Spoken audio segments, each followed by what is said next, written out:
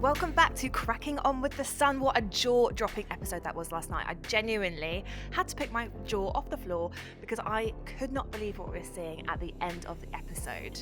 Your jaw is on the floor more these days than it is attached to your face. I'm just loving this series so much, I can't tell you. I get it though. Every single episode, there's a shock, there's something kicking off. I think in previous series, there's those kind of in-between episodes where you're a little bit bored, maybe. You know, nothing's really going on. Not with All Stars. It delivers. I think one thing that they're doing exceptionally well is all of these exes. Speaking of which, stay tuned. We have another ex joining us on the podcast. So we've got Toby's ex, Abby Rawlings. Yeah. You've chatted to her about how she thinks he's getting on. Anything that you can tease for later? God, I really love Abby. She was brilliant to talk to. She, we actually played her a couple of the moments that she hadn't seen from Toby in the villa, and we got her reaction, and it is brilliant. Oh. She's just, let's say that she wanted to believe in him, that he'd change, and maybe is accepting that actually he hasn't. Oh, therein lies the problem. These islanders. Change isn't in their vocabulary. Speaking of which, obviously, Tyler's back. Yeah, so you told us yesterday that we're getting another ex in the villa, and then Tyler arrives, who, I don't know if you've interviewed him before. I am obsessed with him. I think I told him that actually at one point during the interview, which is very unprofessional, but he is just such a lovely boy. He's genuinely really lovely. And I think he got a bit of a bad time in the villa last time. I think he came out to a lot of hate because we're very team Kaz, aren't we? The fan club for Kaz is huge. But Tyler walks in and I thought did the decent thing, picked his ex, Kaz, who looked very shocked.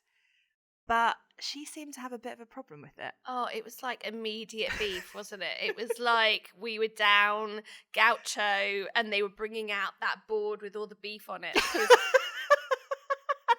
I wondered where you were going with that. Okay. Niche. Kaz, you could see on her face. And I think the problem with it was if he'd have said some kind of gushing compliment like, all of you have...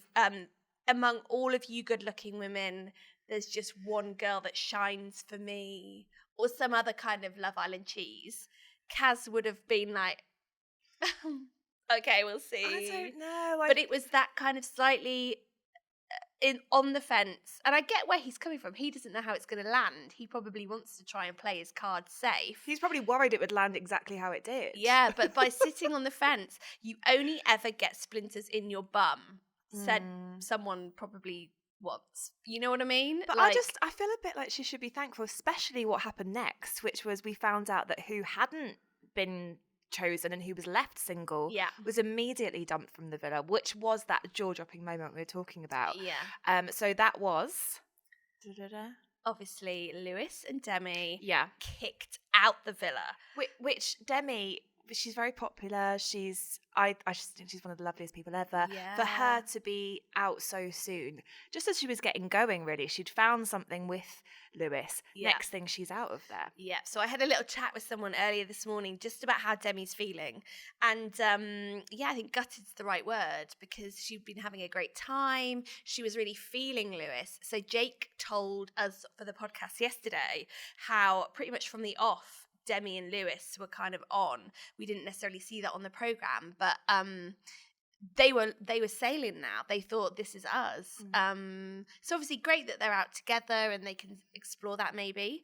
But yeah, she's gutted. You know, she packed millions of dresses and bikinis and things, and you know, I think she was probably a pretty safe bet for sailing through the series. But totally. No. Producers had other ideas.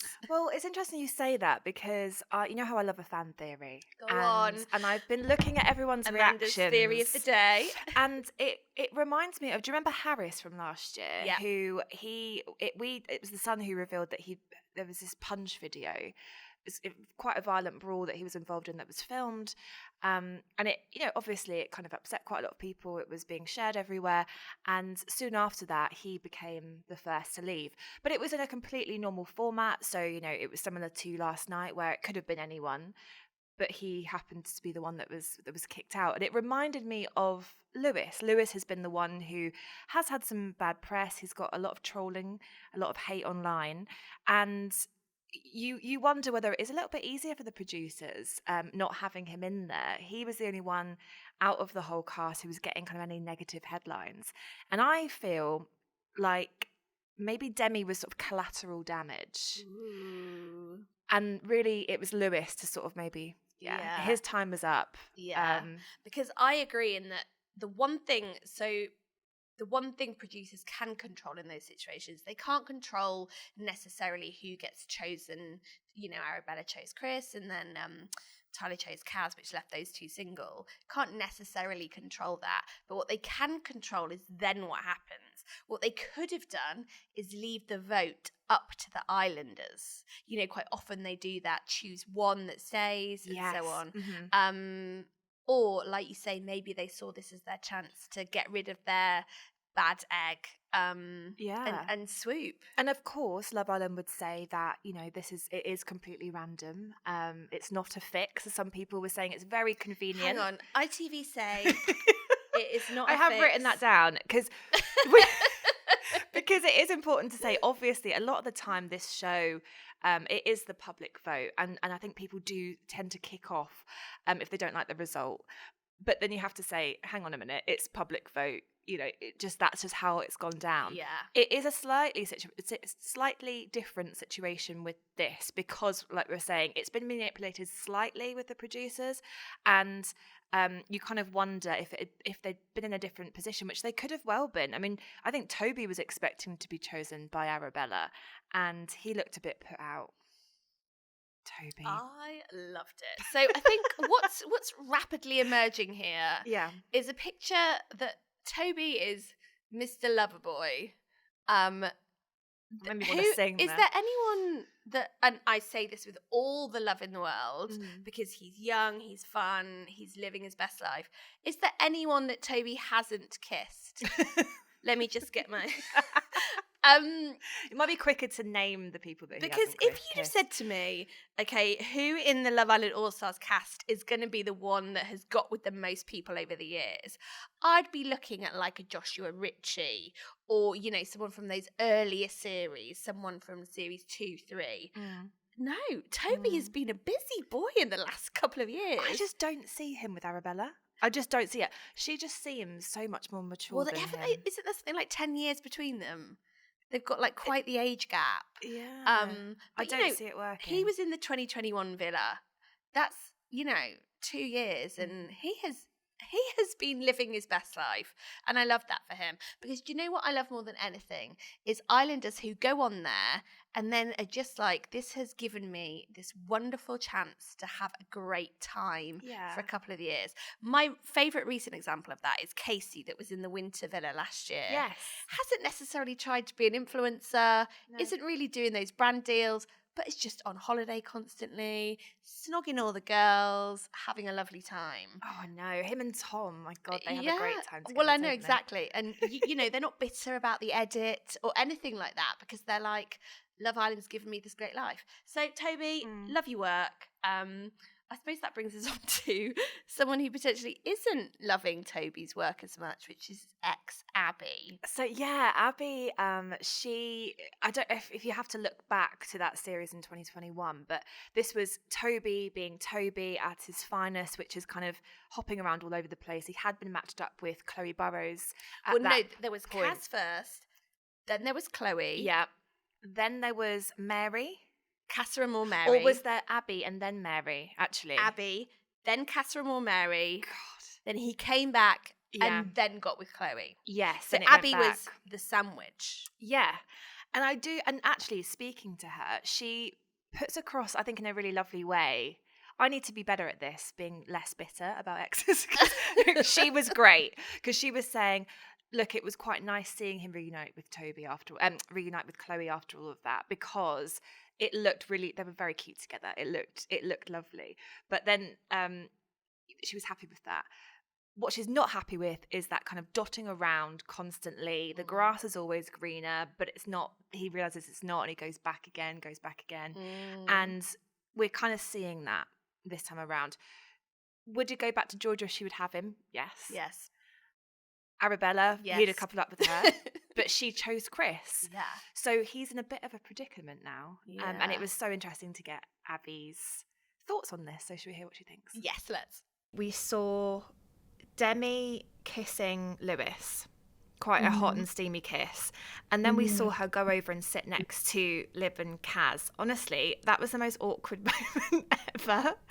It was tense. You could feel the tension, couldn't you? And if looks could kill, I do think that Demi would be dead.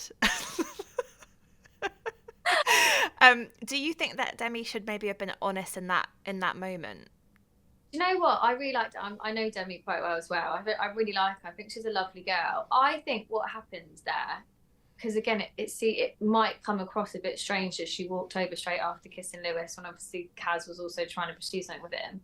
I think her genuine reaction was like, right, I need to tell Kaz. And then she walked over, and then when the reception wasn't like the warmest, I think then she thought, nah, actually this isn't the time. And then she like bottled it, but then it just caused this, like, all three of them just sat there like tumbleweed. That's what I think, that because otherwise it's really random. Of all the people she could sat next to, why would she sit next to Kaz? But yeah, I think that's what I thought, exactly that. Yeah. But yeah, that was an awkward situation. I can just imagine that. Obviously, Kaz is going to be frustrated because that's the only person she's interested in at the moment, isn't it? So, yeah.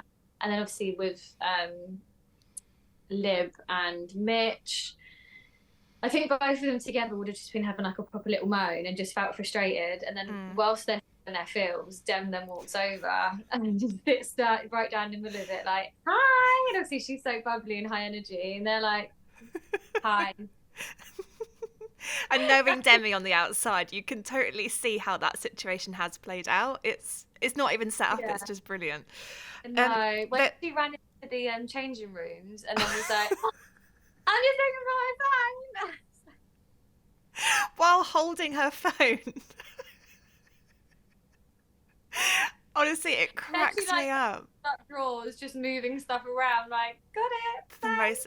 Come in with no makeup on her face. It's rubbed off. You know, some viewers saying that they're a bit mean girls, you know, what was all that about? It was a bit much. So there's kind of two camps. It's either that, or it's people saying that Demi should have been honest in that moment. What do you think about the mean girls comment? Obviously you don't think they're like that, so can you tell us what they are like, real friends wise? Either of them have a bad bone in their body. I generally think that Demi just walked over during a situation where they were venting to each other, and they were in a place like Love Island, you have to be able, hello Zeus, sorry, it's my dog. In a place like Love Island, you have to be able to vent, because otherwise that's why people get so emotional, like, because you suppress stuff and then you end up acting off of like emotion rather than like logical thinking. Yeah. So you have to be able to vent. So I reckon those two were both venting their what's the word I'm looking for, like annoyance, like just how their frustration. Yeah. Their frustration. So they were still in that feels, and it was just the worst time for Demi to have walked over. But I don't think, also as well, you don't know how it's even cut, because we literally signed contracts from Love Island saying they can use any bits and anywhere and throw it all up. They could have been having a conversation, but just use clips of all of them saying nothing at different times. You actually don't know. Yeah. It is manipulated for the viewers, and it literally says that when you turn on telly, like it's manipulated for viewing purposes. So I don't know. I think it definitely looked bitchy, but I don't believe that would have been the truth. I don't think that's how Kaz and Liv would have handled the situation personally. Do you feel worried about Georgia still because of, I know she kept saying, I don't know how I feel, I'm confused, but at every second chance she would say, I really like you, Toby, I like you so much. And she just seems to be all in, whereas we know that he's not. So do you feel worried about her going forward? I feel like, I'd hate to watch her get her heart broken, because she does seem genuine. I feel like her feelings, I wouldn't say she's faking it. I'd say that she generally looks like she is really into him. So I hope that this is just I hope Toby's just window shopping and he doesn't pull any crazy things out of the bag, because potentially she could have her heart broken, but I really hope not. But I know. It's so hard when you actually watch people you think generally like love someone or is into them that heartbroken, and we witness everything. It's really horrible. I just love how Love Island are just heavily leaning into the exes.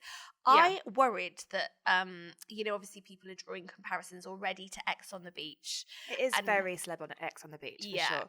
And I thought maybe they'd try and lean more towards, in recent years, there's been this tendency of leaning towards the fluff of like, it's Love Island, we want love, we don't want drama. And I thought, oh no, are they going to try and put people in who they think something could genuinely bloom? But no. They are like, oh no, my mixing bowl is too small, bring me a bigger mixing bowl to throw more exes in, and then let's get a whisk. Well, you said it before in a previous podcast that, this is a more produced Love Island than we're used to. Yeah. And it is similar to Celeb Ex on the Beach, which I think is one of the best series out there on MTV, because, they've got a lot longer to edit the show than Love Island, and they've got all of these exes, and they understand the game. They're going in there to entertain. They know what's coming. Yeah. And so it makes for a really entertaining show. And I think Love Island, trying to lean into that a little bit more, has just gone down so well. Definitely. But they have less time to turn it around, and how they're doing it, I'm so impressed, because it is a lot to pack in, and it's sort of, you blink and there's another X in there. I was getting my Carol Vorderman on this morning, and I was thinking just already the amount of Love Island talent that ITV have booked, and we're only in week 2, the amount that they are probably spending, because they've probably got at least another 20. My quick maths was sort of coming up with, because the rate that they're putting these exes in there, and we've only really touched on a couple of those fractured relationships. There's many more in there that are still to be tapped. Hannah Elizabeth is getting very little drama. I'm sure we can throw some people in there that she's had some relations with. Who else? Mitch. relations. Mitch, I'm sure that one of the summer girls would love to come in. God, there's loads of them more to go. So I think we could probably see another 20 people walk through those doors. And they're saving the best till last as well. We always get some amazing bombshells further into the series. And you've got to remember, although there's been all this drama, we're actually only a week in. Yeah. And obviously we know already that there isn't going to be a Casa Amor, and instead they are just leaning towards more frequent, regular arrivals of bombshells. So if you think about how Casa Amor is usually that halfway point that sort of mixes everything up, we've still got that to come. And I feel like I'm still sort of ricochet from just these sort of like in shots of drama every night. Yeah. And do you think that the amount of people, I'm just thinking about the Casa Amor situation, do you think that they know there's not going to be a Casa Amor, and are they still hedging their bets? Ooh, interesting. Because I think every Islander does always talk about that, don't they? They sort of see that as a point of like, that's the big test. That's when I can have this lads' weekend away, all of that kind of stuff. And they almost start to sort of stage manage their own journey, I guess, thinking this is setting me up perfectly for Casa Amor. Potentially, not sure. Yeah. Actually, when we spoke to Jake, he said that in terms of all the exes, he wasn't sure whether it was the right move, but he said that ITV had to do something to make this one feel different. And I think it does feel different. Yeah, absolutely lovely. I know. Right, so speaking of which, tomorrow night we got a lovely teaser. Oh, that was I love that. I can't do any in Sterling. I can't do any in Sterling. Tomorrow night. That was appalling. So sorry to anyone out there who's watching Scottish, and as I'm from there, I am actually very offended, but we'll just try and move on from it. Anyway, it looked epic. Snogs a go-go. Who was snogging? So, Anton and Georgia snogging, and Chris and Arabella snogging. So I've got a juicy little insight into the episode I love tonight. when you bring this. Yeah.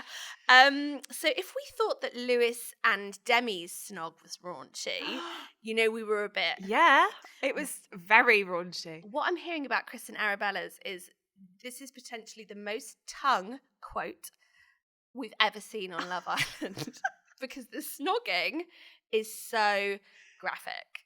Now, I'm guessing this is going to have to be well past the watershed because this sounds saucy. Oh, my goodness. Yeah, so I love this for Chris, obviously. I think that him and Arabella are a good match. He just wasn't the one that I sort of popped out in my head initially for her, just because of her past because he's not like footballer vibes. Yeah, but I think the fact that she throws her head back laughing, and isn't that kind of what every girl really wants? You know, someone to make you laugh, and she seems to enjoy his really odd chat. So I think that she is a clever girl. She's got some brain matter going on up there, and he feels like the only one that can really match her on that level. And I think she's talked about how when I chatted to her before she went into the villa, she talked about how she's 32 now. She wants to meet someone that's like her life partner, and that is someone that's kind of you can have a decent conversation with because no one's going to look like that forever. I mean, they might do because they've probably got the right people on speed dial. but I'm also thinking you've been with Leonardo DiCaprio out on dates and out on his yacht. She's partied, yeah, but she's she was deemed incredible enough to be on that yacht, right? Yeah. And so I'm thinking it's all downhill from there. Yeah. And I think you'd have to accept that. You'd have to say, right, this is it. Like I've peaked. Yeah. I'm now going to just settle down with a lovely boy called Chris who is very funny, makes me laugh. Yeah. And to be fair, like if you're looking at sort of like the Love Island spheres of influence, right? Up here on Leonardo's yacht probably is being in Barbie. Similar kind of Hollywood vibes. Yeah. In terms of people that can match her. Yeah. In terms of people that they know, how to conduct themselves. Arabella's probably also seen how Chris has behaved incredibly well in terms of how he dealt with his breakup with Maura. So obviously that was quite a high profile relationship, and Maura Higgins. I'm still not over that, I really wanted them to stay together. I know. But she has also taken herself outside of that Love Island, going to premieres kind of beauty events bubble. And Chris behaved incredibly well and respectfully. He's never really talked about their relationships. Even when I really tried to make him talk about Maura before he went into the villa, he wouldn't. He said, there's a level of respect there. I saw how frustrating for us, but love that. Yeah, girl. But he said, like, I saw how she hated it when Curtis Pritchard used to talk about her, and used to sort of almost trade on her name in interviews. And he said, I just would never do that to her. And I think that Arabella, she's a switched on girl. She probably really likes that too. She doesn't want to be gossiped about. So I don't know. I see it working. Yeah. But oh no. Another little tease for you about tonight's episode. And another quote here. There's a game that gets played that is so raunchy, it's described as feral. I love the word feral. I'm seeing, never mind a foot fetish, never mind anything that's gone on before. Yeah. Feral to me is like clothes being ripped off, full on lap dance, straddle, licking. I was going to say sucking, but is that too far? That's too far, I think. Yeah. Amanda picks up her tears. Yeah. Anyway, I can't wait. Being prudish. Look forward to us feeling a bit flushed tomorrow morning. I can't wait for that. That actually reminds me, do you think that they're going to do the famous sort of dance night? You know how they all get dressed up and do the heart rate challenge? They are all so up for it. Oh. Yeah, it's one of my favourite episodes of every series because I think you watch it kind of a bit through your hands, like through your fingers, and I think you're embarrassed, you're cringing, you're laughing, you're a bit like, oh, hello, when you've got these sexy guys that are around all the girls. But Yeah, it's just one of those kind of peak moments, isn't it? I feel like there's sort of like a social psychology type thesis to be written about the Love Island Sexy Dance Challenge and its evolution over the years from what used to be quite coquettish, you know, maybe a straddle, a bit of a shimmy, to full on. I think there's girls now who sort of almost do the wheelbarrow. Is that what the kids call it? Where they're sort of like twerking, but they're leaning on their hands so the bum is full. Yes. Proper twerking. That's high level twerking, isn't it? I think it's TikTok. Yeah. Which has brought this about because everyone's a dancer now, and I say that with full admiration. Well, that's the thing, though, that, you know, this is why it could be the most epic one ever, because I feel like they've been practicing. They have been rehearsing for this moment. They knew that they were going in, and they've got their dance routine. They've been in front of the mirror, and I think that it's gonna be very competitive. I think they want to win. So you want to raise the heart. Also, the most heartbeats, don't you? Yeah. Hannah Elizabeth never did that challenge. Oh my God, she is bloody amazing. She is up for it. I'm sorry, but I think those guys are going to be in trouble with her coming towards them. Well, I mean, the boys give as good as they get, don't they, in their challenges? So I have to just mention my favourite point of last night.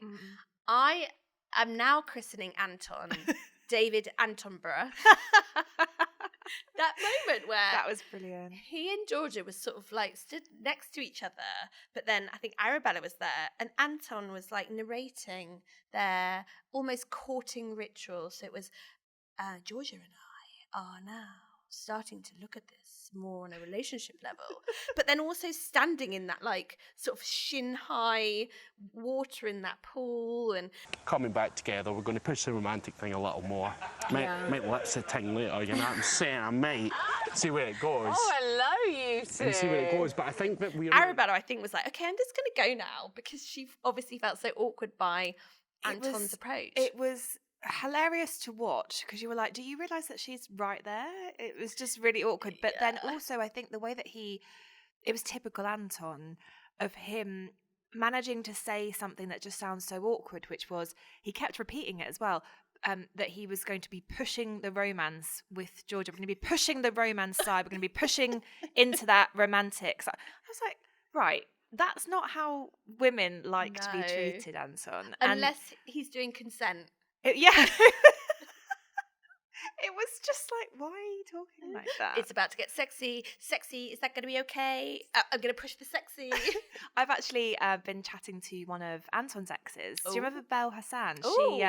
She was great. She gave us some really good juicy gossip on Anton and what she thinks about his, I could say, game plan in there, but we'll hear about that more this week on the podcast. Oh, I love a game plan. Yeah. Brill. What did you love last night? I just think, just to highlight this, there's nothing more really to add to it other than Mitch chatting up Arabella. Just found it hysterical. Just thought, what? I don't get it. Obviously, the whole situation with Liberty, I feel like I'm not actually in the middle of all of that. You can't be in the middle of my stuff. It would just like, I sat down here with Lib. What I am is I'm very honest. If I weren't attracted to you, this would be easy. It's not. So I've scrambled your head a little bit.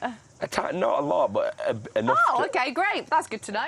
I don't know how he thinks that he's in her league at all, but there we go.